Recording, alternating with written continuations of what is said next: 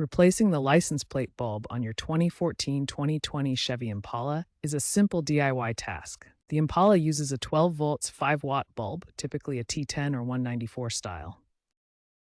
You'll need a flathead screwdriver or plastic trim tool. Open the trunk and locate the light assembly. Twist the bulb socket counterclockwise to remove it.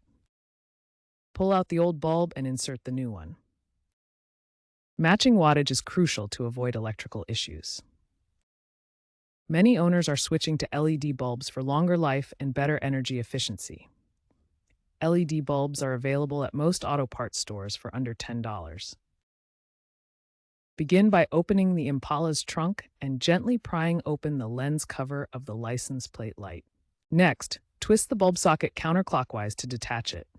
Remove the old bulb and insert the new one, ensuring correct polarity if using an LED. Reassemble the light, being careful not to over-tighten. Remember to test the light after installation. While this is a beginner-friendly repair, improper prying can crack the plastic housing.